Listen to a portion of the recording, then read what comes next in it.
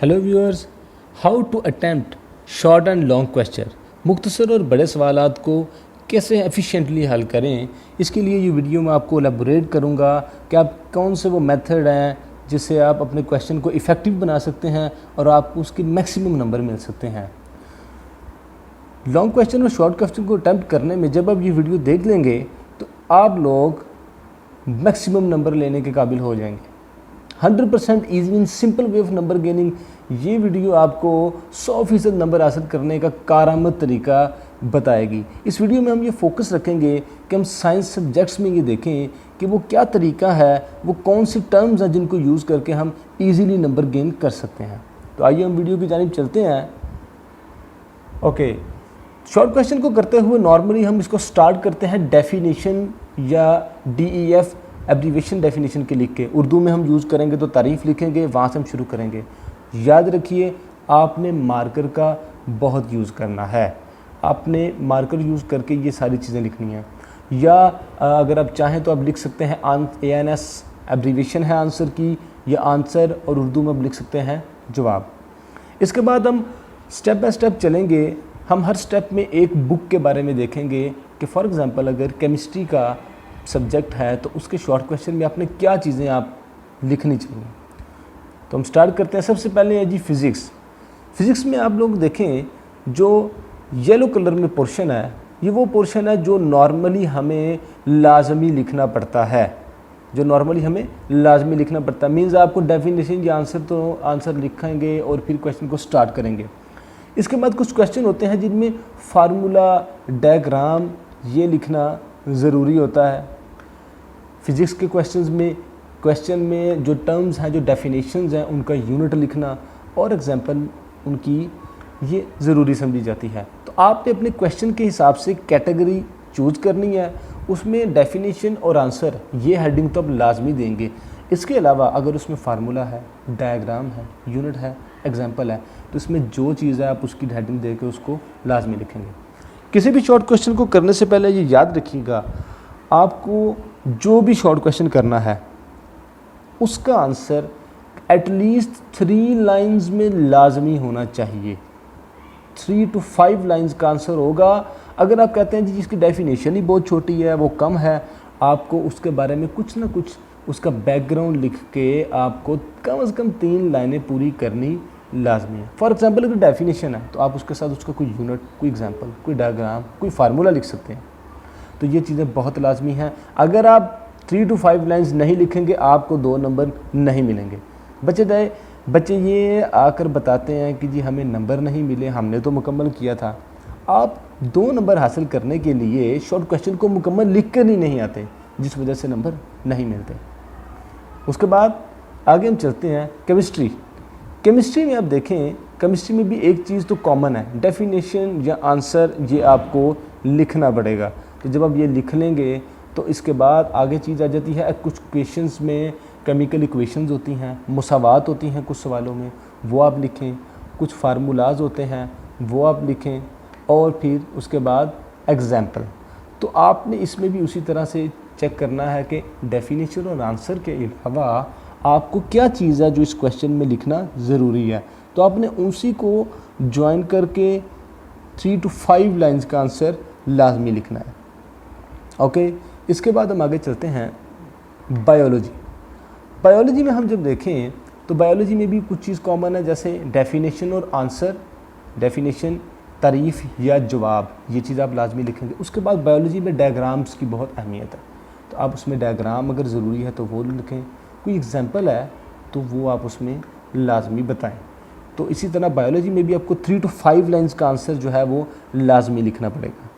Okay, इसके बाद हम आगे चलते हैं कंप्यूटर में आपने जब आंसर लिखना है तो उसमें भी इसी चीज़ का ख्याल रखना है, डेफिनेशन और आंसर, और उर्दू में तारीफ़ या जवाब की हेडिंग आप लाजमी देंगे। इस हेडिंग को करने के बाद फिर आप उसकी एग्जांपल दे सकते हैं जो भी टर्म आप लिख रहे हैं। इसमें भी अगर आपको डायग्राम मौजूद है किसी किस्म की, कोई रे डायग्राम है, कोई फ़्लो चार्ट है, तो वो आप लाजमी लिखें। तो कंप्यूटर में आपके पास ये चीज़ आपके सामने मौजूद है, तो यहाँ भी आप 3 to 5 लाइंस का आंसर लाजमी लिखेंगे। ओके, इसके बाद लास्ट पे आ जाता है मैथ्स में आपको ये पाबंदी नहीं है कि आप 3 to 5 लाइन्स का आंसर लिखें, क्योंकि इसमें आपका क्वेश्चन का सोल्यूशन होता है। आप सोल्यूशन लिखें, अगर उसका कोई फार्मूला है, जनरल फार्मूला, तो बेहतर है वो फार्मूला लिखें और फिर उसको आगे सॉल्व करें। तो ये हमारे जो नॉर्मली साइंस सब्जेक्ट आते हैं एफएससी और मैट्रिक लेवल पे, उन सब में यही मेथड है शॉर्ट क्वेश्चंस को करने का। अगर आप इन मेथड्स को यूज़ करके शॉर्ट क्वेश्चन करें, 3 to 5 लाइंस में आंसर लिखें, हेडिंग्स दें, उसमें जो ज़रूरी चीज़ है वो लिखें, तो आप डेफिनेटली पूरे नंबर लेंगे। ओके व्यूअर्स, फर्दर हम चलते हैं। इसके बाद आगे आ जाते हैं की points for getting full numbers. पूरे नंबर हासिल करने के लिए वो क्या की पॉइंट्स हैं जिससे एग्जामिनर आपको नंबर दिए बगैर रहे ना। तो आइए उसको देखते हैं। सबसे अहम चीज़, सबसे फर्स्ट, मार्कर का इस्तेमाल करें। मार्कर का इस्तेमाल करें, बहुत ज़्यादा इस्तेमाल करें मार्कर का। आपको मार्कर का इस्तेमाल कैसे करना है? Use marker for I catch. I catch क्या होता है? आई कैच इस तरह है कि जब आप एक चीज़ को पढ़ रहे हैं या आपने एग्जामिनर ने एक पेज ओपन किया, क्वेश्चन की तरफ गया, तो क्वेश्चन में अगर आंसर में मार्कर से कोई चीज़ लिखी है, या वो चीज़ हाईलाइट है या अंडरलाइंड है या वो कॉमास में है, तो वो सबसे पहले उसकी नज़र उसको एक अलग हैसियत से देखेगी। तो आप ऐसी टर्म्स को, हर सवाल की कुछ ऐसी चीज़ें होती हैं जो सवाल की जान होती हैं, उन अल्फाज को आप मार्कर से लिखें, तो आप इजीली एग्जामिनर बगैर पूरे सवाल को पढ़े उन टर्म्स को देख के आपको पूरा नंबर दें। उसके बाद आते हैं हाईलाइट द इंपॉर्टेंट वर्ड्स। अब उनको हाईलाइट करें। हाईलाइट करने के लिए भी आप मार्कर ही यूज़ कर सकते हैं। इसके बाद कॉमे का इस्तेमाल, यूज़ इन्वर्टेड कॉमास। आप इन्वर्टेड कॉमास में लिख सकते हैं, आप डेफिनेशंस को इन्वर्टेड कॉमास में लिख सकते हैं। आप इसके अलावा जो भी कोई अहम टर्म्स हैं उनको इन्वर्टेड कॉमास में लिख सकते हैं। आप एग्जाम्पल को इन्वर्टेड कॉमास में लिख सकते हैं।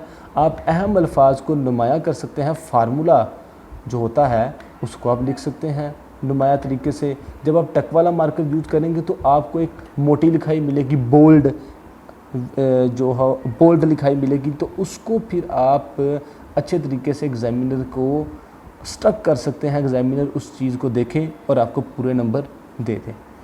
तो ओवरऑल इसका रिव्यू ये है कि आप अगर चीज़ों को हाईलाइट करेंगे तो एग्जामिनर बजाय कि पूरा क्वेश्चन पढ़े और उसमें से कोई ना कोई गलती बाई चांस अक्सर हो जाती है, कोई ना कोई गलती निकाले, तो वो उस क्वेश्चन को मुकम्मल पढ़े बगैर अहम टर्म्स देखेगा तो उसको पता चल जाएगी इस बच्चे को पेपर और ये क्वेश्चन इस बच्चे को आता है, लिहाजा इसे मैं पूरे नंबर दे दूँ।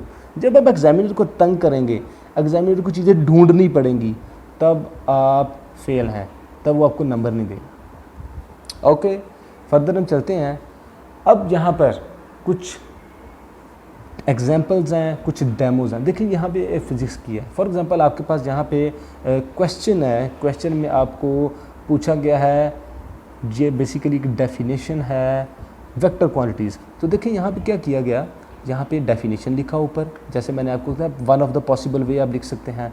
प्रेजेंट करने का तरीका आप देख रहे हैं यहाँ पे, डबल लाइन, उसमें क्वेश्चन नंबर। बहुत इजी, बेहतरीन ये प्रेजेंट करने का तरीका है। आपकी एंडिंग और स्टार्टिंग, क्वेश्चन की स्टार्टिंग, अब ये देखें यहाँ पे क्वेश्चन नंबर 2 है, उसकी स्टार्टिंग है और पिछले क्वेश्चन की एंडिंग है। तो ये बहुत बेहतरीन तरीका है पेपर और शॉर्ट क्वेश्चन को प्रेजेंट करने का।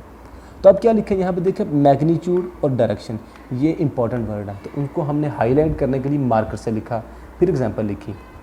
दूसरी चीज़, 3 to 5 लाइन्स का आंसर आप देख सकते हैं यहाँ पर मौजूद है। तो ये आपके लिए एक मुकम्मल 2 नंबर का क्वेश्चन हो गया है। फर्दर हम चलते हैं, तो यहाँ पर है केमिस्ट्री। केमिस्ट्री में देखें यहाँ पे आइसोटोप्स की डेफिनेशन है। ओके, फर्दर हम आते हैं केमिस्ट्री। तो केमिस्ट्री में हम देखें यहाँ पर आइसोटोप्स की डेफिनेशन है। तो आइसोटोप की डेफिनेशन जो है वो आपको पहले से आई थिंक आती हो। उसमें देखें यहाँ पे इन्वर्टेड कॉमास में, ये इंपॉर्टेंट वर्ड था। तो ये एटॉमिक नंबर 4 जो है ये इंपॉर्टेंट वर्ड है, इसको हमने इन्वर्टेड कॉमास में लिखा है। और साथ ही साथ देखें जिस साइन से उसको प्रेजेंट करते हैं, जी से, उसको हमने ब्रैकेट में लिखा है। इसके अलावा यहाँ पे एग्जाम्पल है, उसको भी हमने हाईलाइट किया है। क्वेश्चन को करने का मेथड वही यूज़ किया है मैंने, जो प्रेजेंटेशन मेथड है जो पहले मैं बता चुका हूँ, और ये उसकी कुछ एग्जाम्पल्स हैं। इसके बाद हम फर्दर आते हैं बायोलॉजी की जानिब। बायोलॉजी में देखें स्टार्ट पर ही डेफिनेशन है, स्टार्ट पर ही डेफिनेशन है। और डेफिनेशन में हम यहाँ से शुरू कर रहे हैं, जो मैंने एब्रीवेशन आपको बताई थी डेफिनेशन की, उसी से हम शुरू कर रहे हैं।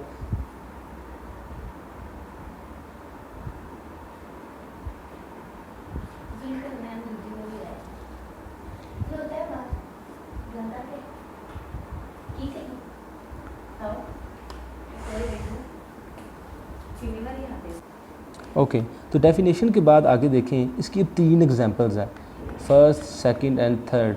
ठीक है, एग्जांपल्स हैं या उसके इंपॉर्टेंट वर्ड्स हैं, तो वो हम यहाँ पर हाईलाइट करके लिख रहे हैं। इसके बाद आगे फर्दर हम चलते हैं, तो ये है मैथमेटिक्स। मैथमेटिक्स में आप जब इसको करेंगे तो आपके पास थोड़ा सा डिफरेंट तरीका हो सकता है। वो क्या चीज़ है, देखें मैथमेटिक्स में हम यहाँ पे ये क्वेश्चन है, क्वेश्चन लिखा और फिर हमने इक्वेशंस को नंबर दिया, नंबर देने के बाद उनको हमने सॉल्व किया और एंड पे हमने ये देखें लाइन लगाकर और फिर उसको आंसर लिखा। तो ये मेथड भी यहाँ पे यूज़ किया जा सकता है, या एंड और स्टार्टिंग इसी तरह नेक्स्ट क्वेश्चन की भी ऐसी ही हो सकती है।